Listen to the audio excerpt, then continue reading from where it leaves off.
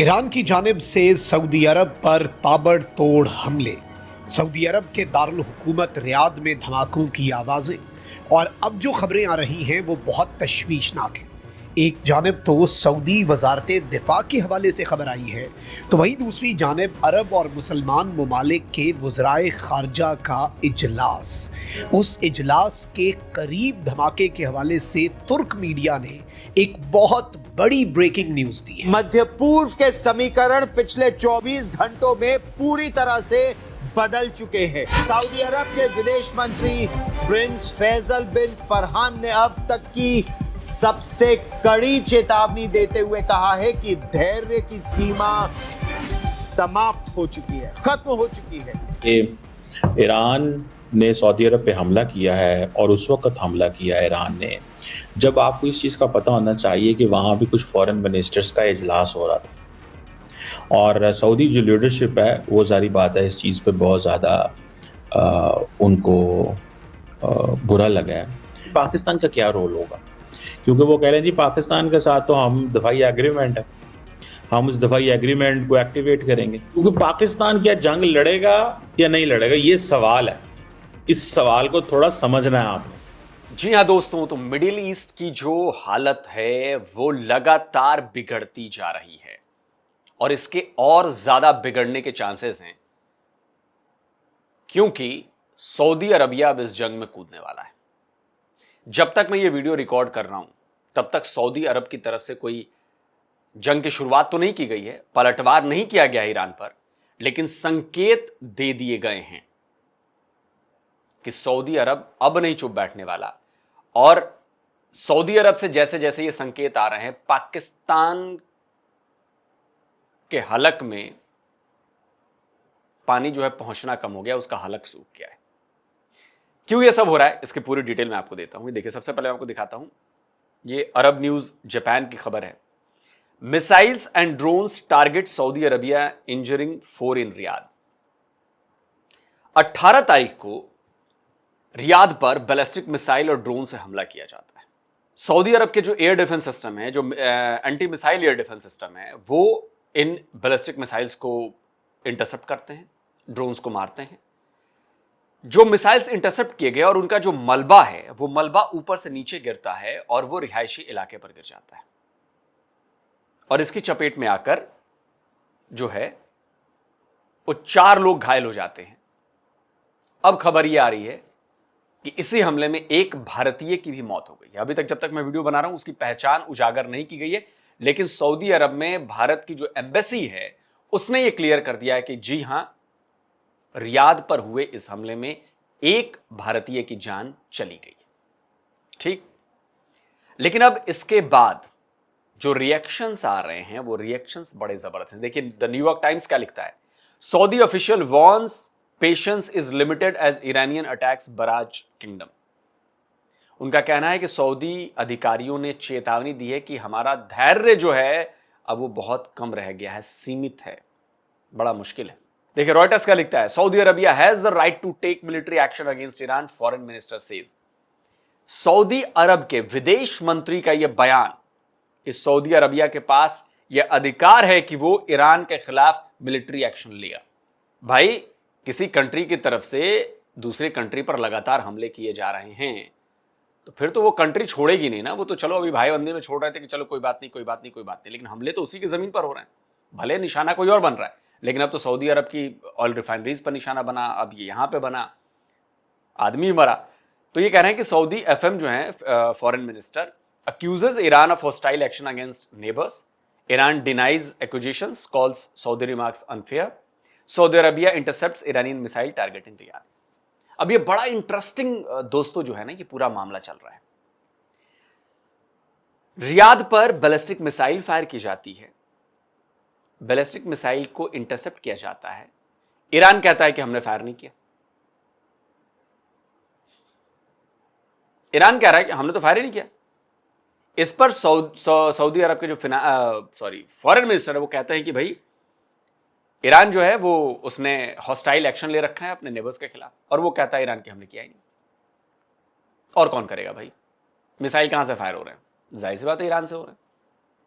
तो अब जो है ये पूरी सिचुएशन जो है वो बड़ी जबरदस्त बदलती जा रही है। और अगर मुझे ये लगता है कि सऊदी अरब अगर इस जंग में वो कूद गया तो कतर भी इस जंग में कूदेगा, जॉर्डन भी इस जंग में कूदेगा, इराक भी इस जंग में कूदेगा।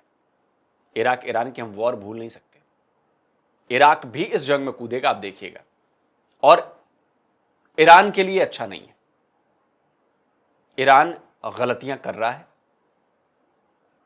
और उन गलतियों का खामियाजा उसे बहुत ज्यादा भयंकर भुगतना पड़ेगा, मुझे ऐसा लग रहा है। उसकी लड़ाई अमेरिका से है, लड़ाई जारी रखे, इजराइल से लड़ाई है, जारी रखे, लेकिन सऊदी अरबिया के ठिकानों पर मारना, यह भी ठीक था कि सऊदी अरबिया में जो अमेरिका के बेसिस है आप चलो वहां भी अटैक कर रहे हो, ठीक है, लेकिन कतर का एलएनजी स्टेशन उड़ा देना, सऊदीया का रिफाइनरी उड़ा देना, यह बता रहा है कि आपकी मंशा क्या है। आप चाहते हो कि हम तो डूबेंगे लेकिन उससे पहले जितना हम आपका डुबा सकते हैं वो भी आपका डुबाएंगे। तो ये मुझे लगता है कि गलत है।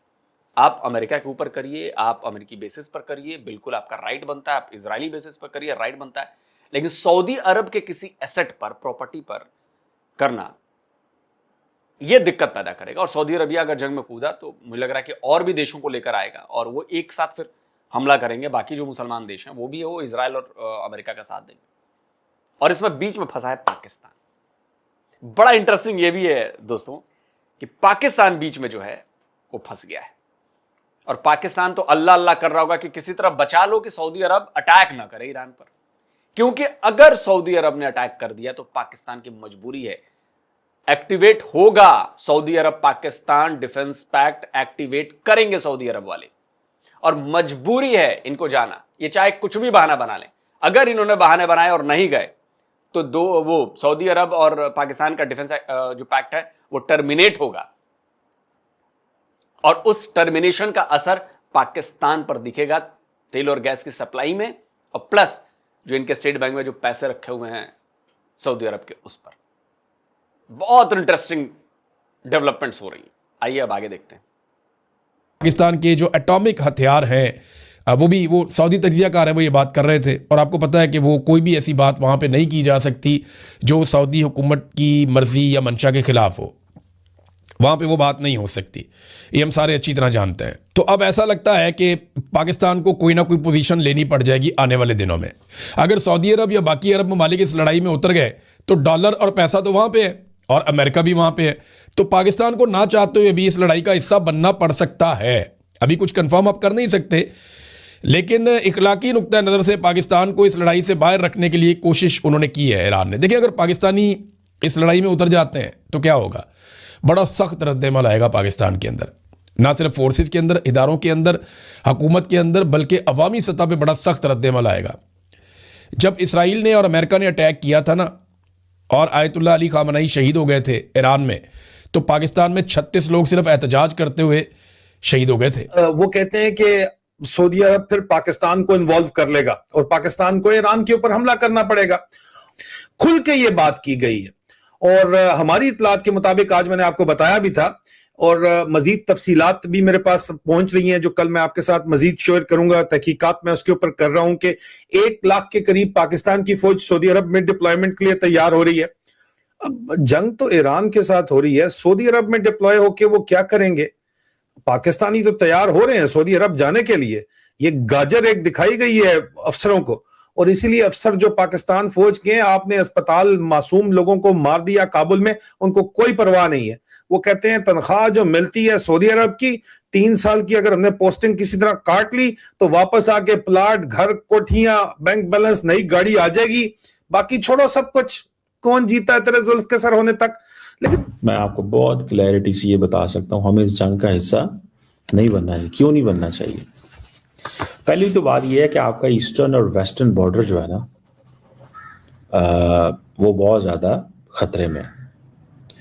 ईस्टर्न बॉर्डर में आपके साथ भारत है, मुसलसल तैयार बैठा हुआ है पाकिस्तान को मजीद कब जो है वो इनको ठीक करें। उधर से तालिबान है, मास्टर प्रॉक्सी के तौर पे काम कर रहे हैं।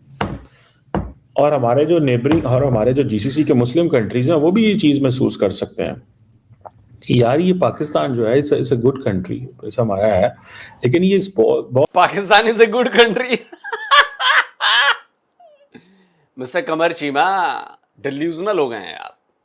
Pakistan is a good country, Pakistan is a chaotic country, Pakistan is a unsafe country, Pakistan is a terrorist country,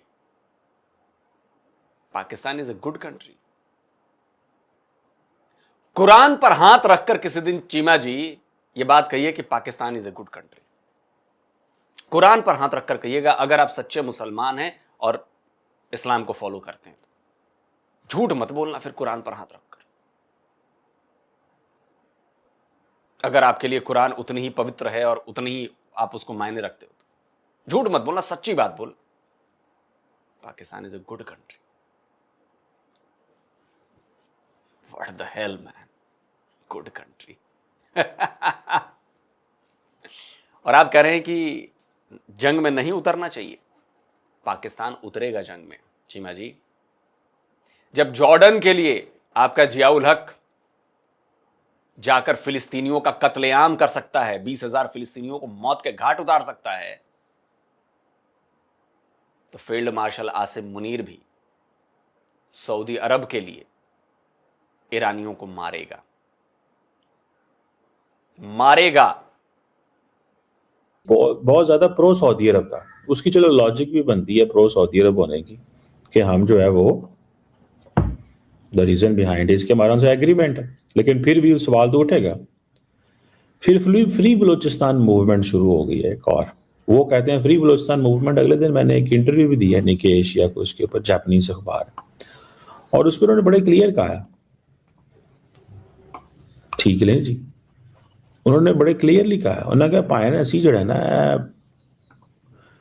हम वेलकम करते हैं अमेरिका और इजराइल की जंग। अगर इजराइल पाकिस्तान के बॉर्डर पे आके नॉन स्टेट एक्टर्स को फंड करना शुरू कर देता तो कैसा लगेगा पाकिस्तान को? क्या करना चाहिए पाकिस्तान को? पाकिस्तान को क्या करना चाहिए? ये these are few factors, ठीक है ना जी? These are few factors. One must not underestimate these factors. These are few factors, इनको अंडरएस्टिमेट नहीं करना चाहिए। नॉन स्टेट एक्टर्स आ जाएंगे हमारे बॉर्डर पे।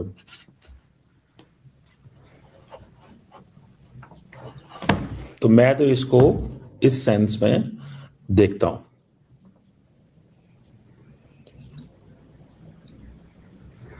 एटलीस्ट मेरी ऑब्जर्वेशन इसमें ये है कि ये तो इजराइल अगर आपके बॉर्डर पे आ गया है, इंडिया ऑलरेडी आपके साथ एक वो है उसका, तो हम क्या करेंगे?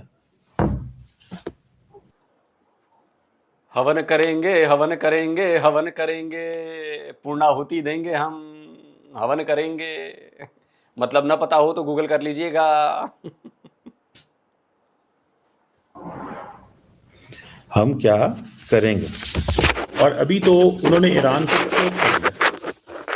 हमारे लिए बहुत डिफिकल्ट सिनेरियोज हैं। मैं आपको बात बताऊं, if they choke Iran because they couldn't change the regime there, तो that is like it's going to be more dangerous development ever one can imagine in the history of international politics. चोक करने से ये है कि हमारी तो border trade भी बंद हो जाएगी and that will come under scrutiny.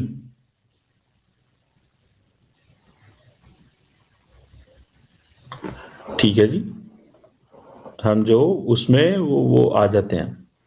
सो मैं तो इसको इस सेंस से जो है वो देखता हूँ और इस सेंस से समझता हूँ कि ये बहुत ही एक डेंजरस मोमेंट है। बहुत ही डेंजरस मोमेंट आ गया हुआ पाकिस्तान के लिए, याद रखिएगा। It's a very dangerous moment. Pakistan इसमें सर्वाइव कैसे करना है, ठीक है, बिकॉज वो तो न्यूक्लियर अम्ब्रेला ढूंढ रहे हैं कि जी पाकिस्तान की न्यूक्लियर अम्ब्रेला हमारे साथ है, हम कुछ भी कर सकते हैं। ठीक है जी, चले वो कोई इतना आसान काम तो नहीं होता न्यूक्लियर अम्ब्रेला लेना, कोई वो ऐसी तो नहीं है। पाकिस्तान का न्यूक्लियर प्रोग्राम कोई सऊदी अरब के लिए तो नहीं है।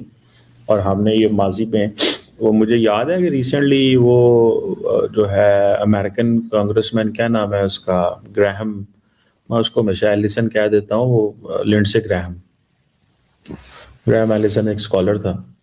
लिंडसे ग्रैहम ने क्या, उसने कहा मैंने मोहम्मद बिन सलमान से बात की कि तुम सिविल न्यूक्लियर प्रोग्राम लेना चाहते हो, उसने कहा मैं मुझे ये करने की क्या जरूरत है न्यूक्लियर लेने की, मैं पाकिस्तान से खरीद लूंगा। ये प्रोपेगेंडा है, ये लिंडसे ग्रैहम का प्रोपेगेंडा है। उसकी वजह ये कि ही सो मच प्रो इजराइल गाय। आप इमेजिन करें, वो तो अरबों को कहता है जाओ। चलिए, वो बोल रहा था आपके यहां आपका लाल टोपी वो क्या कहता है? लाल टोपी तो खुलेआम कहता है कि हम सऊदी अरब को वॉरहेड्स बेचें। लिंडसे ग्राहम तो चलो प्रोपेगेंडा कर रहा है, आपका लाल टोपी क्या कह रहा है? लगाइए भाई क्लिप। आप आराम से सऊदी अरब आपको 2 अरब 4 अरब 5 अरब डॉलर एक वॉरहेड के देगा। 5 वॉरहेड सऊदी अरब को दे दे, 25 अरब डॉलर आपको 1 घंटे में देगा। आप टर्की को 5 वॉरहेड दे दे, 20-25 अरब डॉलर टर्की देगा आपको। Not an issue. कमाल है चीमा जी, जो आपके मन की बात ना हो तो वो प्रोपेगेंडा है ना, जो आपके मन की बात हो तो हाँ ये अच्छी बात है, ये सही है, ये ट्रुथ है। वाह। वो कहता है जाओ तुम जाके जंग लड़ो, हमारी जंग लड़ो, इजराइल की जंग लड़ो ईरान के साथ। अरबी नहीं लड़ेंगे इजराइल की जंग। लेकिन इसी को हम बोलते हैं पॉलिटिकल डिटेरेंस। क्या बोलते हैं? Political deterrence. नमस्कार दोस्तों, स्वागत है आप लोग का हिंदुस्तान। चलो दोस्तों, वीडियो खत्म हो गया। पॉलिटिकल डिटरेंस करेंगे। ये पॉलिटिकल डिटरेंस लायक आपका देश है मिस्टर चीमा? पॉलिटिकल डिटरेंस तब होती है जब आपका देश डेमोक्रेटिकली एक स्टेबल कंट्री होती।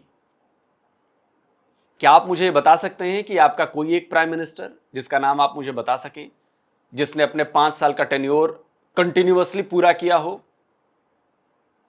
Can you give me a name of your prime minister? No. क्या आपके यहां फुल्ली डेमोक्रेटिक तरीके से चुनी गई सरकार काम कर रही है? नो। क्या आपके यहां चुनाव लड़कर जीतकर शहबाज शरीफ प्राइम मिनिस्टर बना है? नो।